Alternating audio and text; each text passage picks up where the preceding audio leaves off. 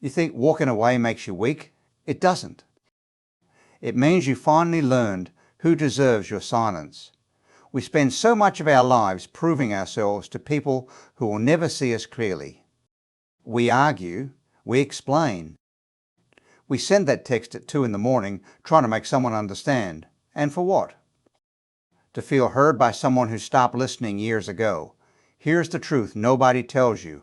The moment you stop needing their approval is the moment you get your power back. Not because you became cold, not because you abandoned people, but because you finally understood that your peace is not up for negotiation. There's a difference between being alone and being lonely. And there's a massive difference between silence and surrender. Most people never learn this. They think if they stay quiet, they lose. But silence isn't a weakness. It's clear. It's strength wrapped in calm. It's you deciding that some battles aren't worth your energy, some people aren't worth your words, and some chapters need to close without an explanation. If you've ever felt guilty for walking away, for not responding, for choosing yourself over the chaos, then you need to hear this. Because what comes next might change the way you see everything. Let's talk about what it really means to leave. Not in the dramatic burn the bridge kind of way, but in the quiet, deliberate way that most people never see coming. Because here's the thing, most of us were raised to believe that communication solves everything. That if you just talk it out, explain your side, make yourself clear, then people will understand, and maybe, just maybe, they'll change. But life teaches you something different. Life teaches you that some people don't want to understand. They want to be right. Some conversations aren't discussions. They're performances. And you're not the audience. You're the target. You've been there, haven't you? Sitting across from someone, trying to explain how you feel, and watching their eyes glaze over. Or worse, watching them twist your words into something you never said. You leave that conversation feeling more confused than when you started. More drained. More misunderstood. And you think to yourself, maybe I didn't say it right. Maybe I should try again. So you do. And it happens again and again until one day something shifts. You stop talking. Not because you're angry, not because you don't care, but because you finally realize that your peace matters more than being understood by someone who has no intention of listening. That shift, that's where real growth begins. Because up until that point, you've been living your life like you owe people explanations. Like your worth is tied to whether or not they validate your feelings. And when they don't, you panic. You over-explain. You try harder. You send that long message at midnight hoping this time they'll finally get it. But they don't. And you're left staring at your screen, wondering why you care so much about someone who clearly doesn't care back. It's exhausting. And the worst part? You start believing the problem is you. That you're too sensitive, too emotional, too much. But that's not the truth. The truth is, you've been giving your energy to the wrong people. You've been fighting for connections that were already lost. And walking away doesn't make you cold, it makes you conscious. Now, I'm not saying cut everyone off at the first sign of conflict. I'm not telling you to ghost people or run from hard conversations. That's not growth, that's avoidance. What I'm talking about is discernment. It's knowing the difference between a relationship that's going through a rough patch and a relationship that's built on one-sided effort. It's recognizing when someone is processing their emotions and when someone is just projecting theirs onto you. It's understanding that some people are in your life for a reason, some for a season, and some, well, some are just there because you haven't had the courage to let them go yet. And that's okay, because letting go isn't about being strong all the time. It's about being honest. It's about looking at your life and asking yourself a simple question. Does this person make me better, or do they just make me busy? Do they add to my peace, or do they take from it? And if the answer makes you uncomfortable, you already know what needs to happen. But here's where it gets tricky. Even when you know someone isn't good for you, even when you see the pattern clearly, walking away still feels wrong, because we've been conditioned to believe that loyalty means staying. That love means enduring. That if you really cared, you'd keep trying. So you stay longer than you should. You tolerate behaviour you'd never accept from a stranger.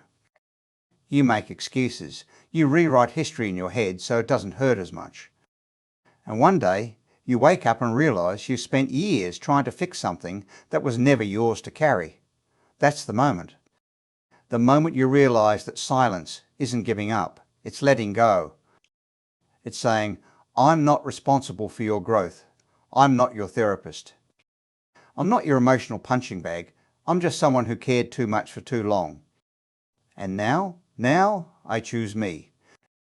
That's where everything started to change. Here's what nobody tells you about responding. It drains you, not just emotionally, not just mentally. It drains you spiritually. Every time you respond to something that doesn't deserve your attention, you're giving away a piece of yourself. And the worst part? You don't even realise it's happening until you're completely empty. Think about the last time someone said something about you. Maybe it was online. Maybe it was at work. Maybe it was someone you thought you could trust. And the moment you heard it, your chest tightened. Your mind started racing. You wanted to defend yourself. You wanted to correct the story. You wanted everyone to know the truth. So you typed out a message. You rehearsed what you'd say. You imagined their reaction. And for a few minutes, maybe even a few hours, that person lived rent-free in your head. That's the trap. We think reacting is standing up for ourselves.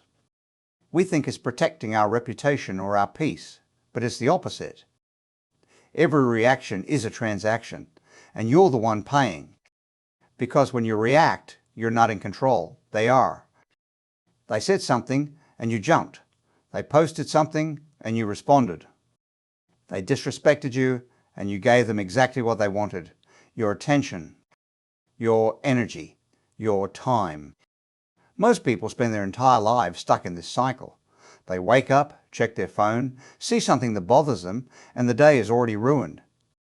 Someone's opinion, someone's comment, someone's silence. It doesn't even have to be directed at them. It just has to trigger something inside. And once that trigger is pulled, the rest of the day is spent reacting to the news, to the drama, to the noise. And by the end of it, they're exhausted. Not because they did anything meaningful, but because they spent all day answering things that didn't matter. Now let me be clear. I'm not talking about ignoring real problems. I'm not saying you should never speak or defend yourself. There are moments when your voice is necessary, when silence would be complicated, walking away would be cowardice. But those moments are rare. And most of the time, what we think is a battle worth fighting is really just our ego wanting to be seen. Our pride wants to be validated. Our insecurity wants to be soothed. The truth is, most things don't require a response. Most people don't deserve one. And most situations resolve themselves the moment you stop feeding them your energy. Silence isn't weakness. It's a redirect. It's taking all that energy you would have wasted on someone who doesn't matter and putting it into something that does.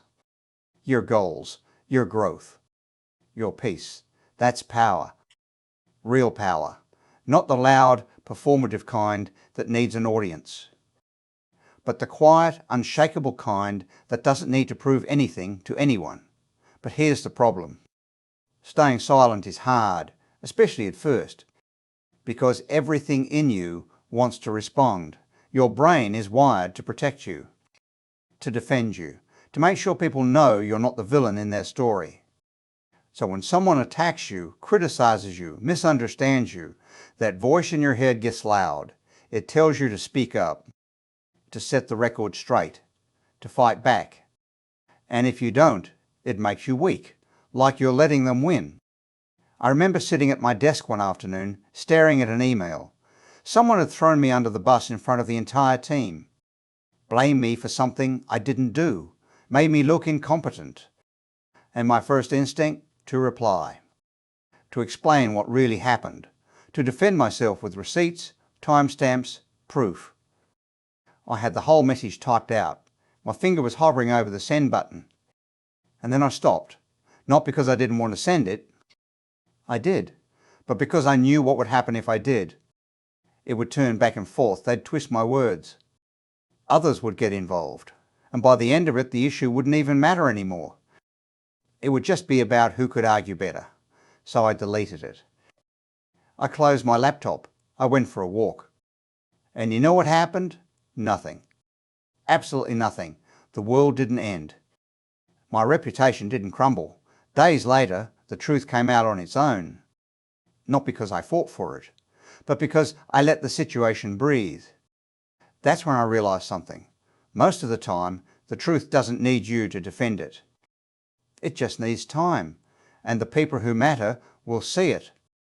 The ones who don't, they were never going to believe you anyway. But learning that restraint, that takes practice. Because your instinct is always going to be to react, to defend, to explain. And every time you choose not to, it's going to feel like you're swallowing your pride, like you're biting your tongue, like you're losing. But you're not. You're training yourself. You're building emotional muscle. You're teaching your mind that not everything needs a response, that you don't have to attend every argument you're invited to. And over time, that restraint becomes second nature. You stop feeling the urge. You stop caring what people think. You stop needing to be right. And that's when you realise you've leveled up. The first time you choose silence over anger, something shifts. It's subtle. You might not even notice it right away, but it's there. It's that quiet feeling in your chest, that calm that settles in after the storm passes. You've been disrespected, you've been provoked.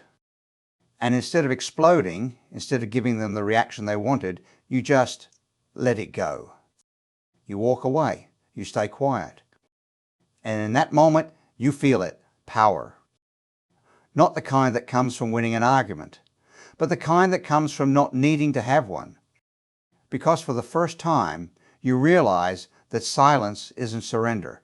It's a strategy. It's you deciding that your peace is more valuable than their perception, that your energy is too precious to waste on people who don't deserve it. And once you feel that, once you experience that level of control over your own emotions, you can't go back. You start to see every argument, every conflict, every moment of tension differently. You stop taking things personally. You stop letting people drag you into their chaos. You start asking yourself a simple question before you respond.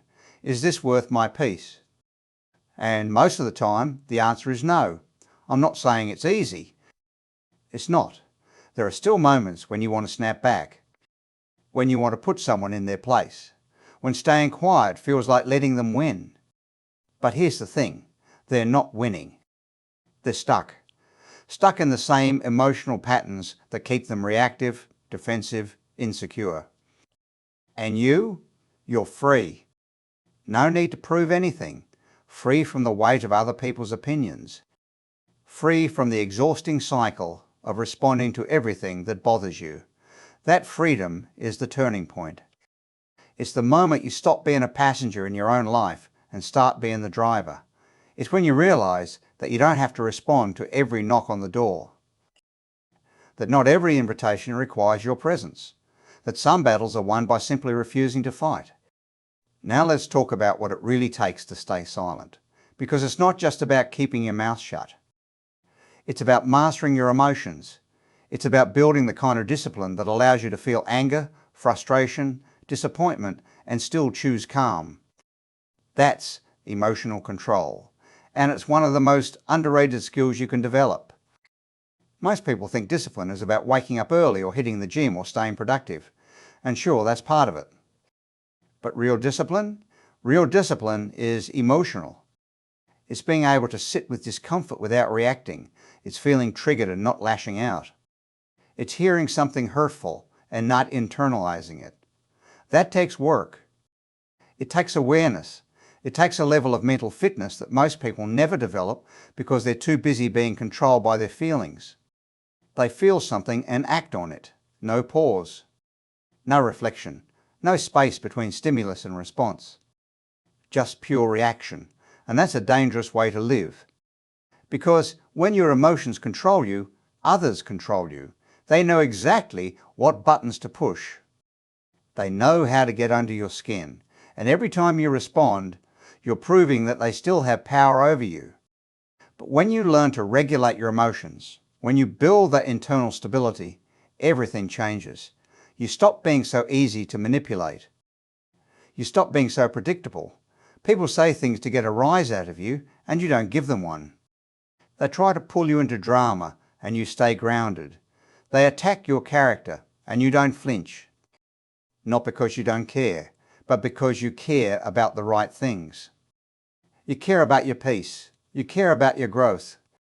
You care about the person you're becoming. And you're not willing to compromise any of that for a temporary feeling of being right. That's maturity. That's strength. And it doesn't happen overnight. It's built in the small moments. The moments when you choose to breathe instead of yell. The moments when you walk away instead of engaging. The moments when you let someone else have the last word because you know it doesn't define you. Those moments add up. And over time, they turn you into someone who can't be shaken, someone who can't be baited, someone who's in full control of their inner world no matter what's happening in the outer one. But let's be honest. Choosing silence comes with a cost, and nobody talks about that part. They make it sound like the moment you start walking away from toxic people and bad energy, your life becomes peaceful and perfect. But that's not how it works. At first it feels lonely, really lonely. Because when you stop engaging with certain people, when you stop entertaining certain conversations, when you stop showing up to every event and every group chat, people notice, and some take it personally. They think you've changed. They think you're acting differently. They think you're too good for them now, and maybe they're right. Not because you think you're better than anyone, but because you've outgrown the version of yourself that needed their validation. You've outgrown the noise. You've outgrown the drama. And that growth creates distance. It has to. Because you can't evolve and stay in the same place. You can't level up and keep the same energy around you. Something has to give.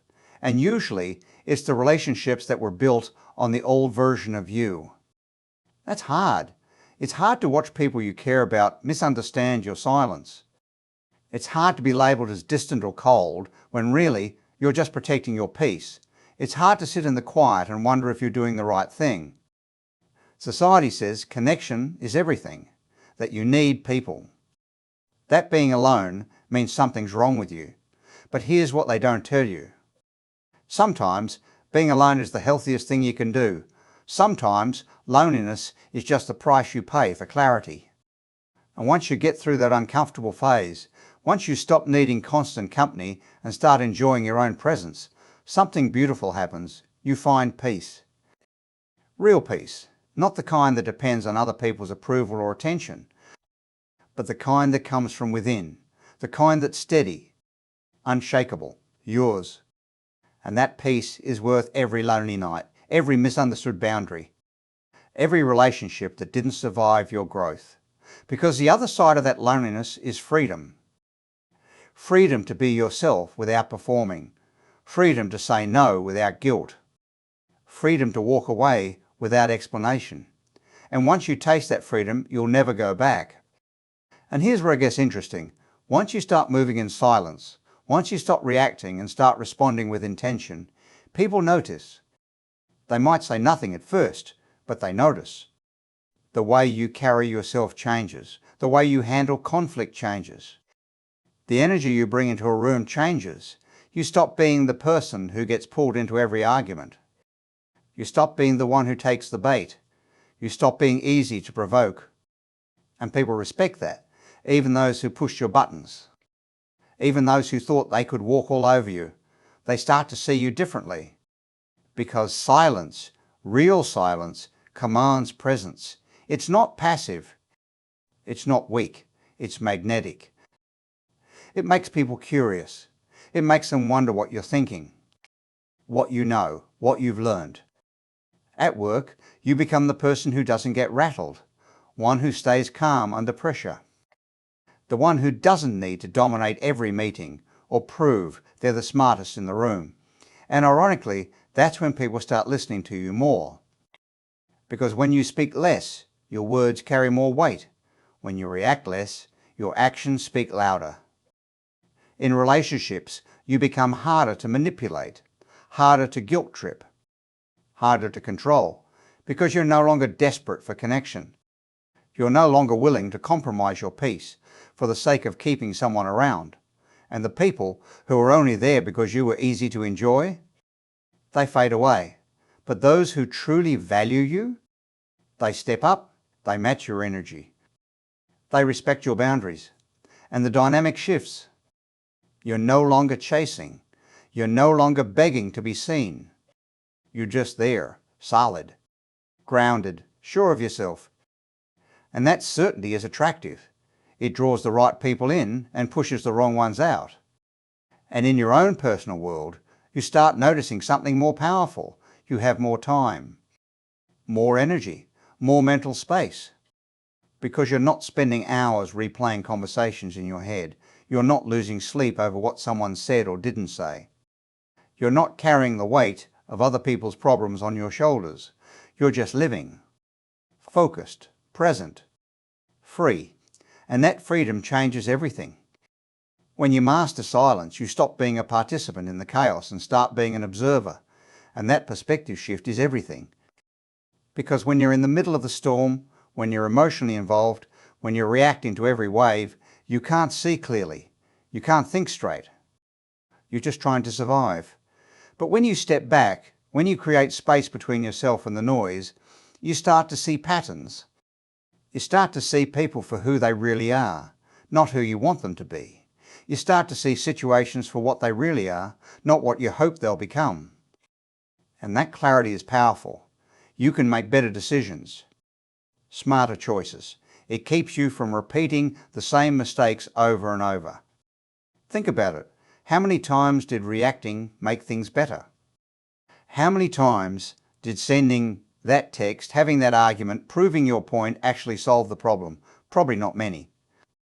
Mostly, it just made things worse. It escalated the tension. It prolonged the drama. It gave more life to something that should have died quietly. But when you observe instead of react, you give yourself options. You give yourself time to think, time to assess, time to decide if this is worth your energy. And in most cases, it's not. Most of the time, the best move is no move at all. Just watch. Just wait. Just let people show you who they are without interference. Because people will always reveal themselves if you give them enough space. They'll show you their intentions, their character, their true colours. And when they do, you're not surprised. You won't be hurt. You'll just be informed. And that information is power. It's the power to protect yourself, to set boundaries, walk away before things get worse. That's what silence gives you: perspective, patience, clarity. And once you have those things, you stop making emotional decisions. You stop acting out of fear or insecurity or pride. You start moving with intention, with wisdom, with confidence. And that's when life really starts to change. So what does mastery look like? It looks like this. You're sitting in a room full of noise and you're completely still. Not because you're disconnected, not because you don't care, but because you've learned that not every moment requires your input. You've learned that your presence is enough, that your peace is sacred, that your energy is finite and precious, and not to be wasted on things that don't align with who you're becoming. Mastery looks like being able to hear criticism and not take it personally. Being able to watch someone try to provoke you and not give them the satisfaction.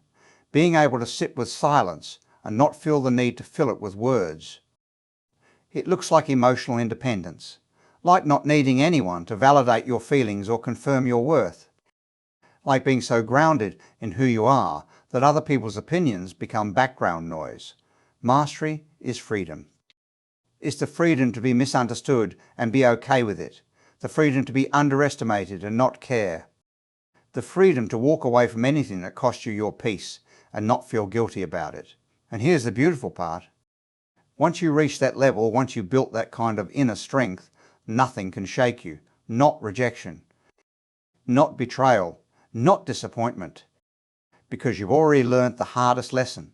That the only person you need approval from is yourself. That the only validation that matters is your own. That the only peace worth protecting is the one you've built from the inside out. People will call you cold. They'll call you distant. They'll say you've changed. And they're right. You have changed. You've stopped performing. You've stopped explaining. You've stopped apologising for choosing yourself. And that's not something to feel bad about. That's something to be proud of. Because most people never get there. Most people spend their whole lives trying to please everyone, trying to be understood, trying to prove their worth. And they die exhausted. But you chose differently. You chose silence. You chose stillness. You chose peace. And that choice will define whatever comes next. And that's when silence finally spoke louder than anything.